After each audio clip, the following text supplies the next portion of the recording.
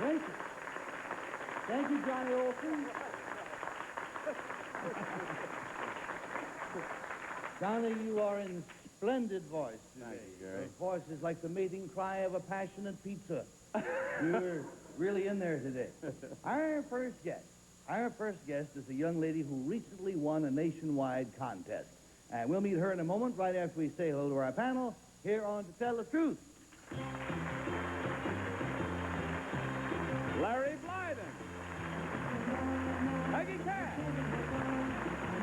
Bill Cullen. And star of British TV, Shirley Lord.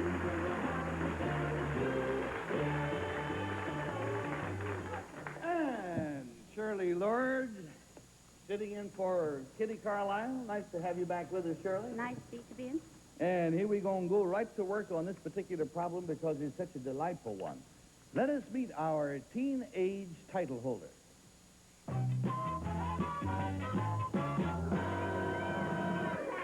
Number one. What is your name, please? My name is Rewa Walsh. Number two. My name is Rewa Walsh. Number three. My name is Rewa Walsh. And your delightful task, of course, is to find out which one is the real Rewa Walsh, and here is her teenage tale. I, Rewa Walsh, hold the title of Miss Teenage America.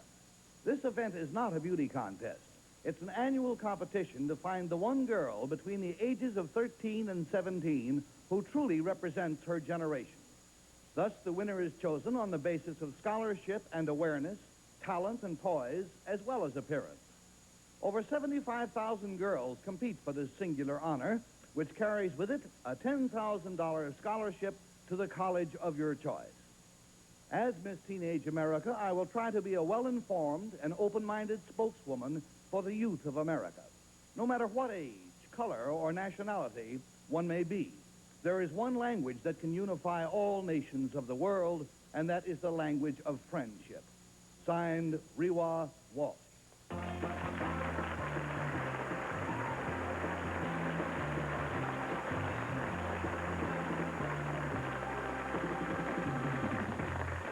And aren't they pretty? Say, Yeah. boy. We'll be right back after a few things from you-know-who. Now, the thing about it is that each of these three delightful young creatures claims to be Rewa Walsh, Miss Teenage America, and let's start the questioning with pretty as a picture, Shirley Lord. Number one, when were you elected? I was chosen as Teenage America December 5th. And number two, where did the election take place? In Fort Worth, Texas. Number three, how did you come about your name, Rewa, which I've never heard before? Rewa is an Aborigine name for hope. For hope. Yes. So that means you came originally from Australia, Yes, it or does. your family did. Number two, in the final election, how many girls, as it were competing? 50, one from each state. And did you all meet together in Fort Worth, Texas? Yes. And number one, were you asked specific questions? It says scholarship, so were you asked on general knowledge questions? We were asked questions that would pertain to the generation of today by approximately 20 different judges throughout the week. On philosophy and that sort of thing? Yes, on Number three, what is the college of your choice? Well, I really haven't planned about it, but I would think Berkeley, And why have you chosen Berkeley? because I think it's the center of things that are really happening. It's a radical college. And number two, All right. By the way, while I'm at it, 1, 2, and 3, if you all three of you can give me just a little more voice, please. It's not ladylike to shout, but be a little louder. Why not? Peggy in her dulcet tones. Let's go to Larry Blyden. Number two, why does the contest stop at the age of 17? Why doesn't it include 18 and 19? Because one is essentially supposed to be an adult at 18. Supposed to I didn't know that. Legally or just with any luck at all? I haven't reached that age yet, so I'm not sure. All right, number one, what do you do on the contest to win it?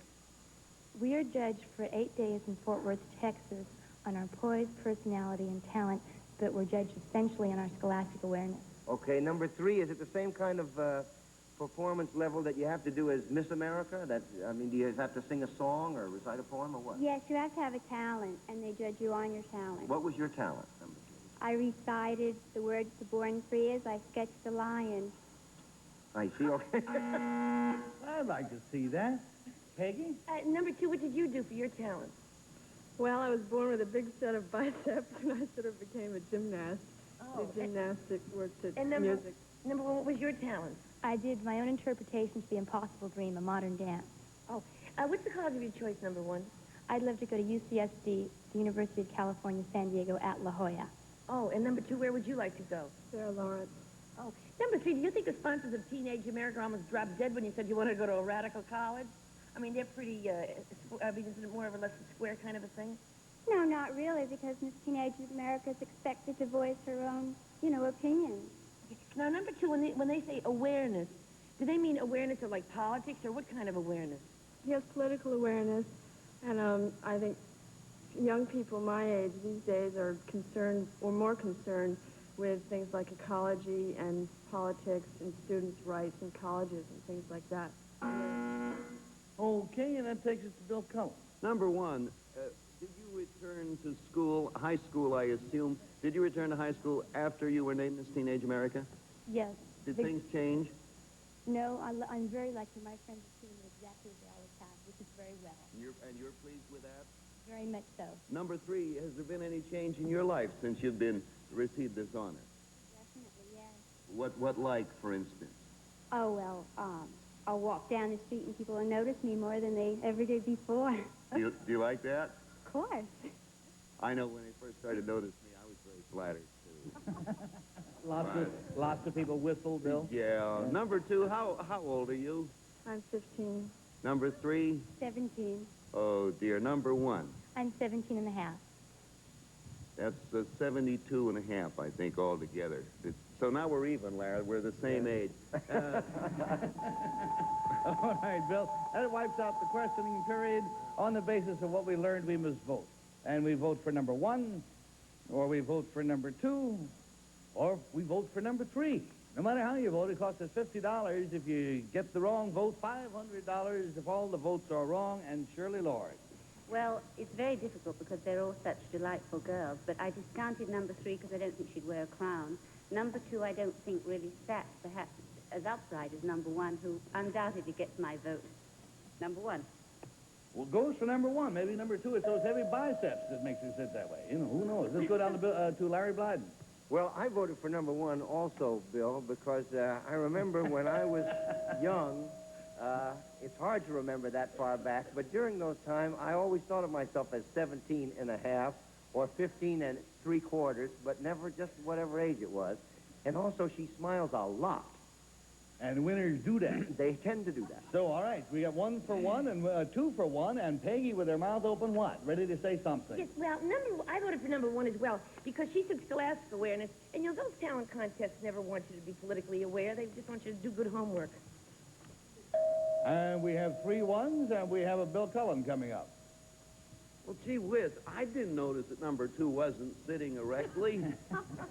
I noticed that number three was, but in any event, I voted for number two.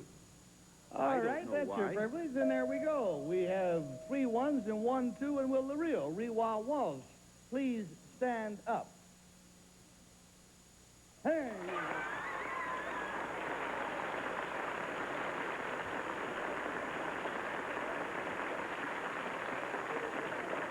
We'll be back to talk to you in a minute, Rewa. Let's find out about number two. Number two, what is your real name, please, and what do you do?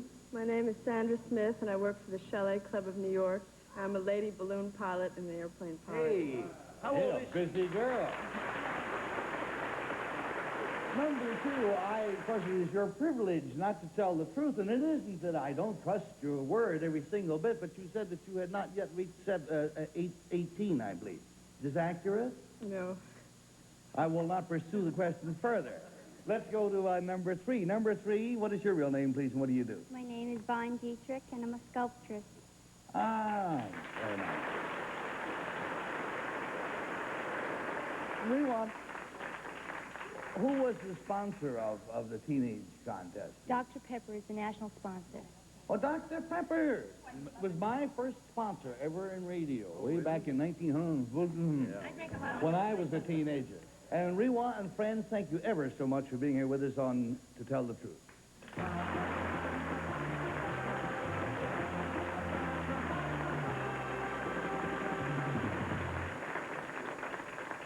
Now we got one that's going to shake you up a little bit. Our next guest is a controversial ex-athlete with very strong views about a popular sport. And we'll meet him in a moment right after this quarterback sneak. And now let's meet our outspoken athlete.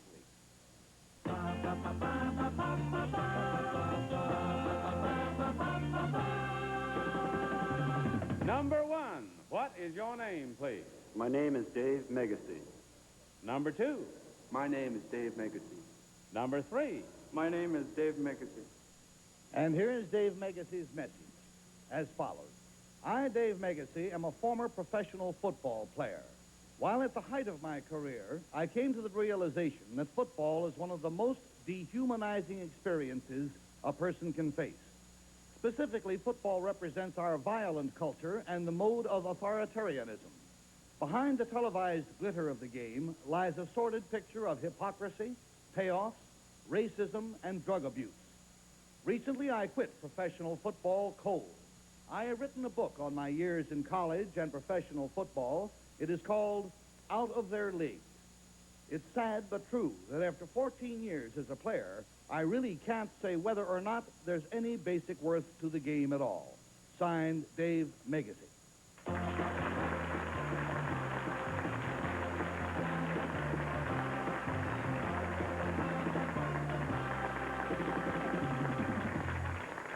And obviously the front of the book doesn't really look like this, but whenever the author's picture is on the book, we have to paste it over like that so the panel won't recognize it. That's really it. I didn't want you to think he had that blank in expression, you know. Now, let's start the questioning with a gal who's deflected a few passes in her day, Miss Peggy Cash. Number 1, what position did you play? Linebacker. Thank you. Number 3, which team?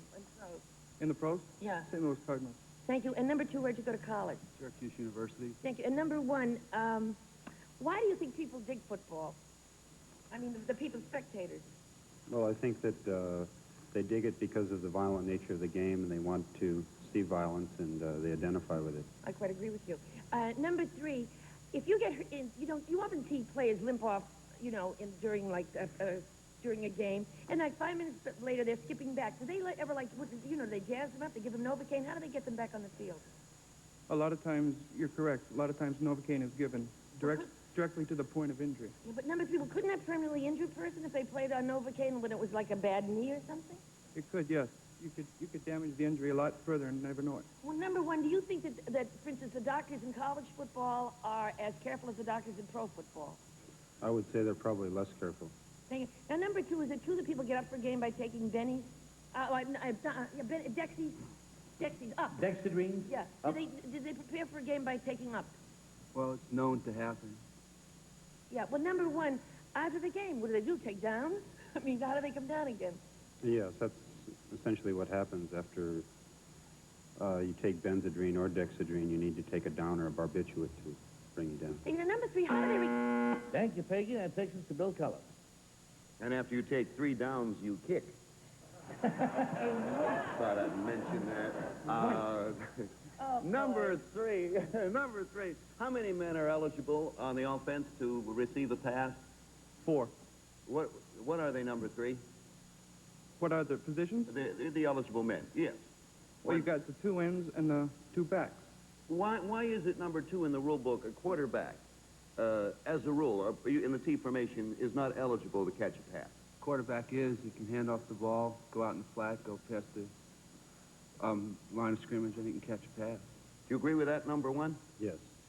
Number 2, where does the middle linebacker, what's the middle linebacker's responsibility in a zone defense on a short pass? 2 men are out. 2 men are out, the middle linebacker has to watch the flank if it comes across into his zone. Number 1, what's usually the reason for 2 pass receivers crisscrossing not far behind the line of scrimmage? To confuse the particular defensive halfbacks that are covering them. Number 3, what kind of defense does St. Louis use on pass zone or man-to-man? Zone. Okay, hey, Bill, you're hot. Poor Shirley Lord, yesterday we gave you Dune Buggy Shirley from England, now we're giving her football. Nevertheless, I've got a very good question. Number 2, Good. how many touchdowns in an inning? How many touchdowns in an inning? Right. Have many touchdowns in a lot of time. Well, 60 number minutes. 3, why did everybody laugh? Because there is no such thing as an inning in football. Well, why did you ask to tell me not to ask?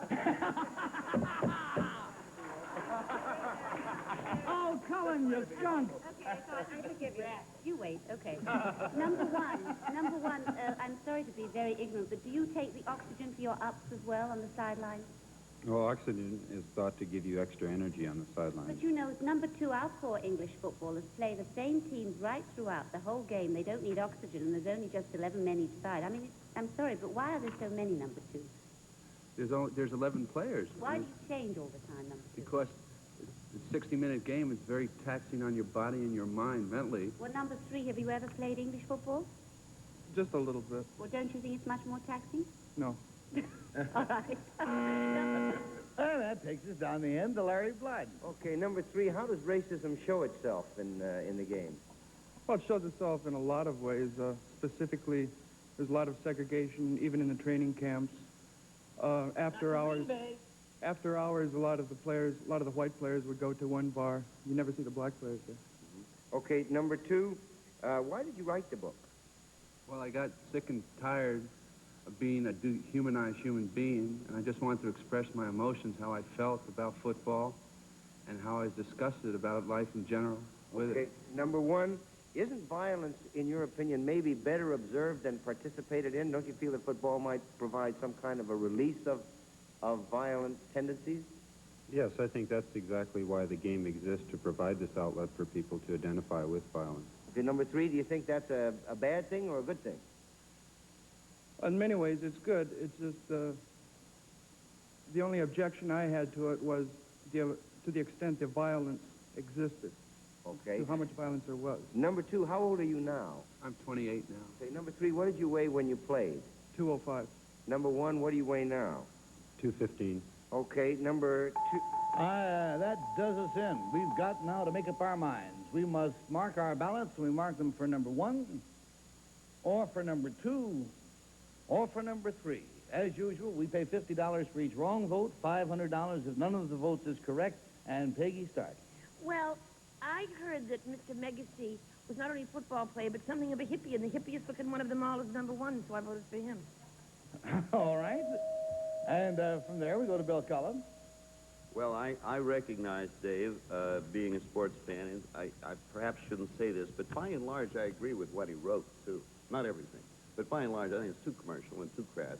And because it is, I put down a 0, which disqualifies me, and that makes me the center in the diagram. You see, Yeah, that's a pretty fat football you drew there, too. So in any event, he's got disqualification, which counts as a wrong vote, and surely working what I must know. be just instinct. No, I know quite a lot about it after meeting all these gentlemen. And I think it's number 3 because he's got a little troubled frown, and I think he cares. I think it's him. So 1 vote for a troubled frown. Then we go to Larry Blyden. Well, I voted for number 3 primarily because of the way his shoulders are set. With the big shoulders, huh? No, because they slope. They have the look of somebody who's piling in there from time to time. All right, well, let's see how it ties in with your votes at home. Will the real Dave Megacy please stand up?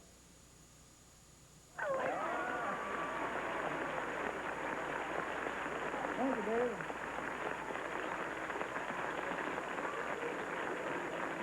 Let's find out about your teammates. Number 2, what is your real name, please, and what do you do? My name is Art Heyman, and I own the Gobbler's Knob restaurant on 1461 First Avenue. Oh, good place. Yeah. Number 3, you got 2 wrong votes. What is your real name, please, and what do you do? My real name is Richard Russell, and I sing alto in the choir of the Cathedral of St. John the Divine.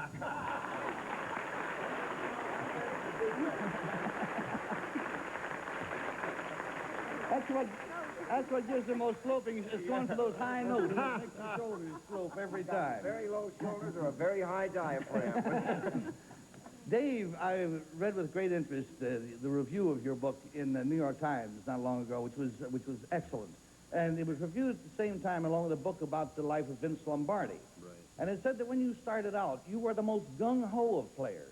But the other guys on your team, that you were so true blue All-American, push, push, push, that they almost made fun of you. Right. What happened along the way? Well, I think it was a process of coming to the realization about the nature of the game, and that perhaps in playing football I wasn't doing very much for the people who were in the stands, and it was a personal decision and a political decision to eventually get out of the game after 14 years of playing football in this country.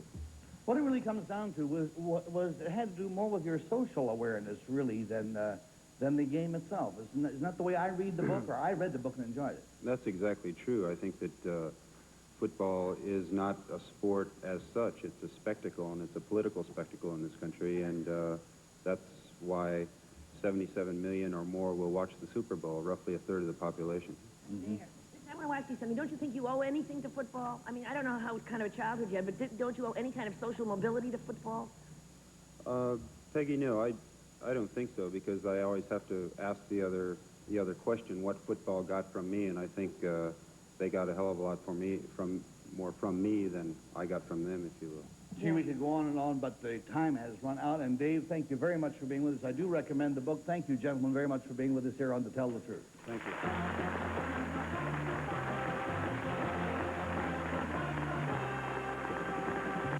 I found a better one. Shirley Lord, it takes longer than 7 seconds to say goodbye to a pretty and bright young lady, but you will come back, won't you? I would like to. Thank Shirley Lord. And we will see the rest of you tomorrow come this time. Take care, and thank you, sir.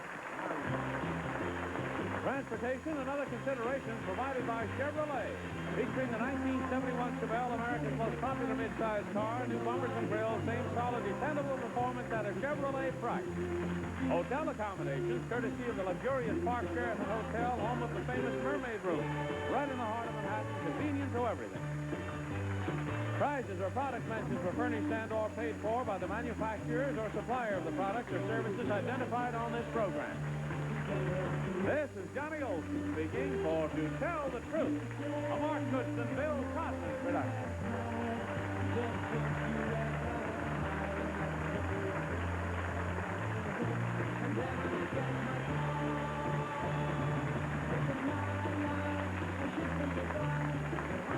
The groovy games continue as Larry Blyden hosts What's My Line, next on Game Show Network.